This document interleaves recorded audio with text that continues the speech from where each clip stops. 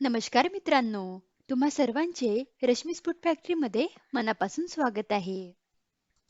मित्रांनो, आता बाजारामध्ये भरपूर असा हिरवा मटार येत आहे. तर त्याच मटारपासून आज आपण मस्त कुरकुरीत पदार्थ बनवणार आहोत. चला तर मग आता आपण रेसिपीला सुरुवात करूयात. इथे मी एका कढईमध्ये 2 ग्लास पाणी गरम करायला ठेवलेलं आहे. त्या पाण्यामध्ये 2 कप हिरवे वाटाणे टाकूयात. त्यानंतर अर्धा चमचा मीठ टाकूयात आणि मिक्स करूयात. यावर आता झाकण ठेवूयात आणि मध्यम गॅसवर 7 ते 8 मिनिटे हे हिरवे वाटाणे शिजवून घेऊयात. जर तुम्ही फ्रोझन मटार वापरत असाल तर फक्त 1 ते 2 मिनिटे ते मटार शिजवून घ्यायचेत. इथे आपण ताजा मटार वापरत आहे. त्यामुळे 7 ते 8 मिनिटे हे मटार शिजवून घ्यायचे आहेत. आता 7 ते 8 मिनिटानंतर आपण चेक करूयात मटार शिजले की नाहीत. तर तुम्ही बघू शकता इथे आपला मटार मस्त शिजलेला आहे. गॅस आता बंद करूयात आणि झाऱ्याने अशा पद्धतीने हे मटार एका ताटामध्ये काढून घेऊयात.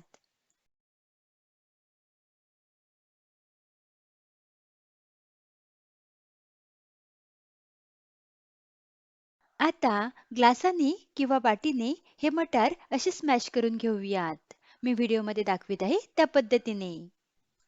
हे मटार आपल्याला मिक्सरमध्ये ग्राइंड करायची काहीच आवश्यकता नाही आहे.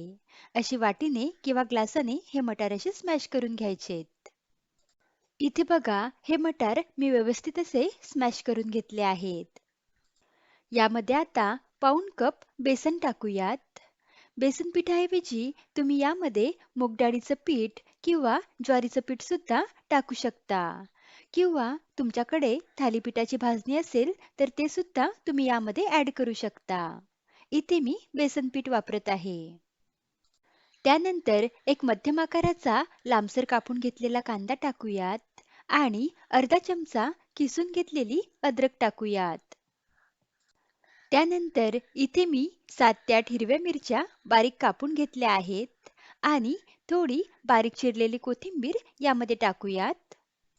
त्यानंतर यामध्ये पाव चमचा हळद, चिमूटभर हिंग, पाव चमचा आमचूर पावडर, 1 चमचा धने जिरे पूड आणि अर्धा चमचा मीठ टाकूयात आणि सर्व जिन्नस हातानेच व्यवस्थित मिक्स करून घेऊयात. मीठ जरा बेतानेच टाकायचं कारण मटार शिजवताना आपण त्यामध्ये मीठ टाकलं होतं. तुमच्याकडे जर आमचूर पावडर नसेल तर अर्ध्या लिंबाचा रस तुम्ही यामध्ये टाकू शकता. सर्व जिन्नस व्यवस्थित एकजीव करून घेऊयात. इथे बघा सर्व जिन्नस मी व्यवस्थित मिक्स करून घेतले आहेत.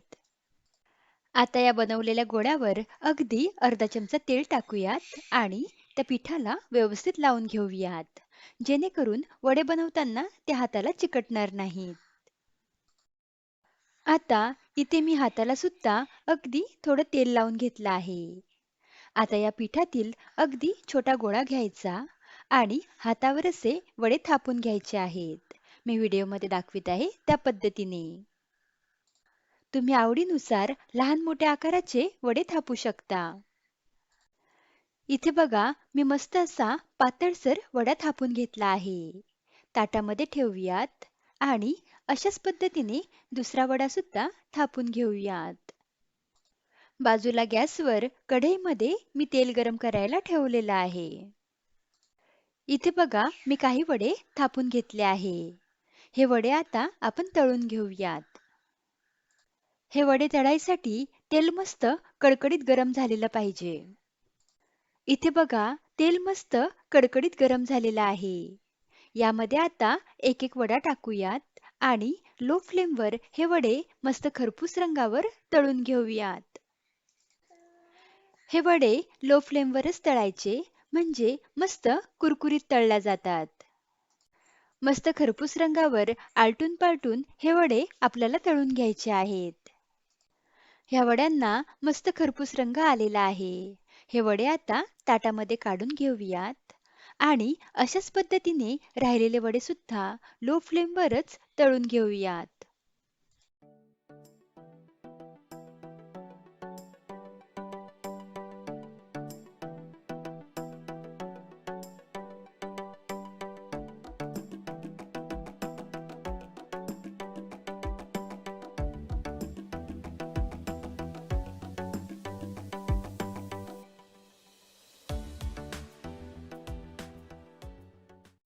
तर इथे मी सर्व वडे तळून घेतले आहेत.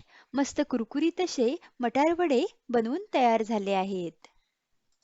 तर मग अगदी कमी वेळेत बनणारे मस्त कुरकुरीत असे मटार वडे तुम्ही नक्की बनवून पहा. हे वडे तुम्ही टोमॅटो केचप सोबत सर्व्ह करा. चवीला अप्रतिम लागतात. लवकरच भेटूयात अशाच एका रुचकर रेसिपी सोबत. धन्यवाद.